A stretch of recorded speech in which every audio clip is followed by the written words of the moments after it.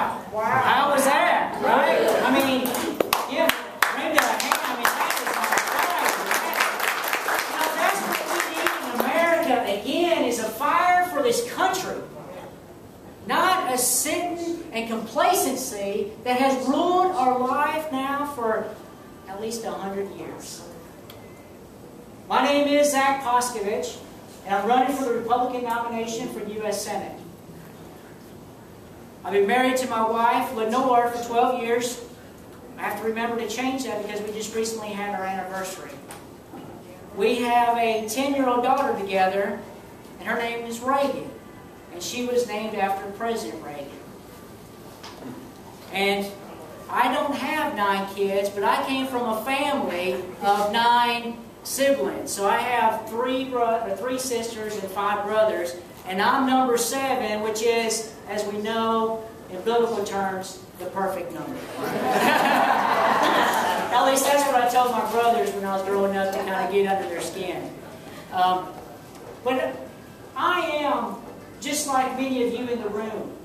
You know, I work hard for my family. I worked today and I left early to be with you here this evening, and I appreciate that invitation. All of us have to do things that are outside our comfort zone. We have to stop going to the soccer games and start going to the political rallies.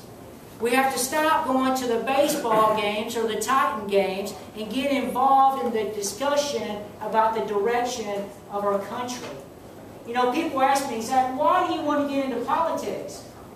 Why do you want to be a politician? Well, I'm not. By definition, a politician is someone who cares for their country, and that I am.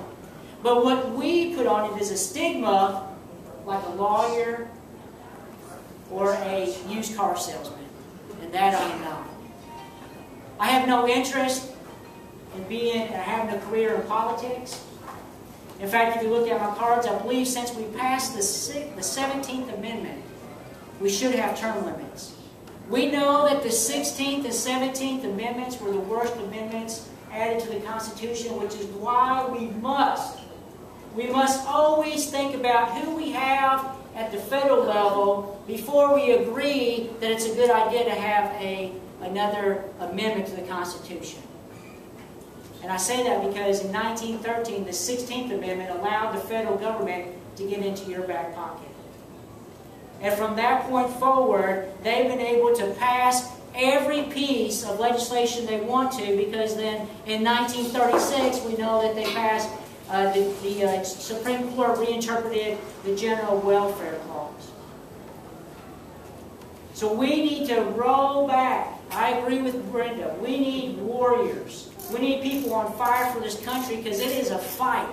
And it will be a fight for capitalism and our republic, or it will be socialism.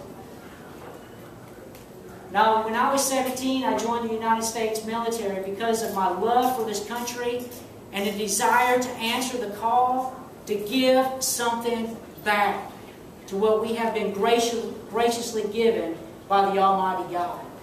You see, one cannot uphold the Constitution if they do not believe that our rights are endowed upon us by the Almighty God. If you run away from that, you run away from what America was built on. And people tell me on the campaign trail, they're my supporters, but some will come up and say, Zach, you got to tone down the God talk. And friends, I will never turn down the God talk. Because if we lose our focus on Him, we see the consequences of that today. Our republic is over. Because what did Benjamin Franklin say? We built a republic if you can keep it. Yeah. If you can keep it meant that if you can be a moral citizenry and you expect your leaders to be of a higher virtuous character. You see, that's where a republic and a capitalist society really meshes well together, because they both require the same thing. Morality is paramount, and virtuous leaders is absolutely the requirement.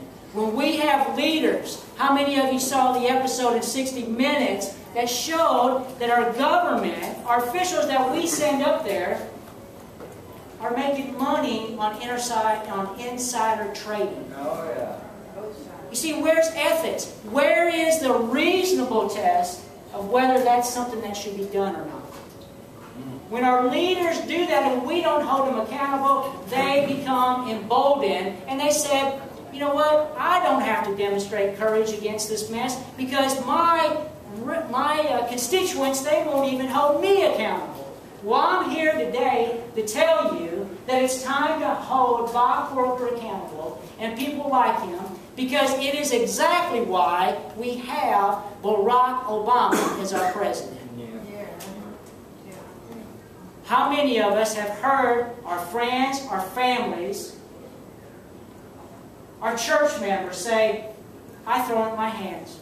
It doesn't matter if I vote Republican or Democrat, they're all the same. And ladies and gentlemen, they are all the same.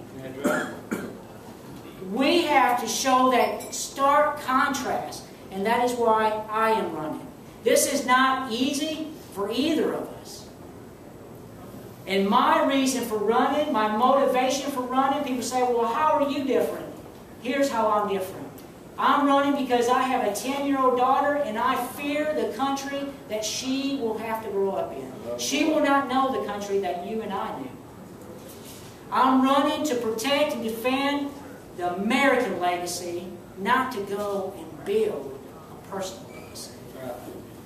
You see, I answered that call when I was 17, and Lord willing, with your help, I will answer that call again in the United States Senate. I've heard, as I traveled the state, was that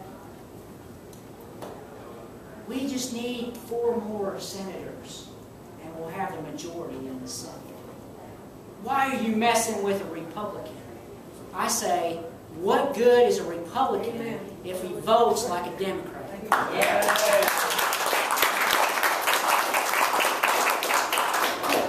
You see, at least we know where Nancy Pelosi and Harry Reid are coming from. What we don't know is where Bob Corker is and people like him.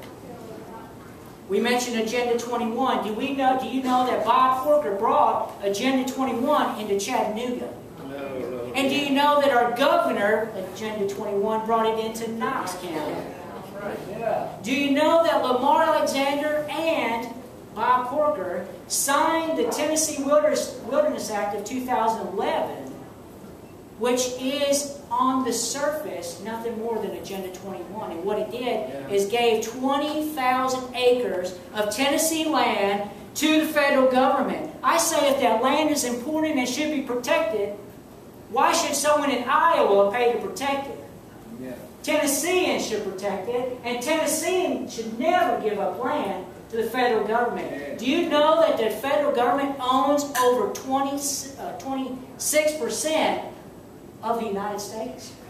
Now remember, when we first started out with the 13 colonies, the agreement was a 10 by 10 mile square. And in order to give land, it has to be agreed upon by the state legislatures. I don't think we're following that anymore. So I'm running today because in order to get a different outcome, we have to try a different approach. A different approach demands a different type of candidate. A candidate that is like you and me. Because if we will not step forward to run, and those around us won't support us, then you know what? We're going to allow these clowns to destroy our country. And it will be our fault. The leaders of a country is a direct reflection of the population therein. And if we allow this mess to continue, it is our fault. And when my daughter grows up and she asks me, Daddy, what did you do? I can tell her, I fought. I was a warrior. What are you going to tell your kids, your grandkids?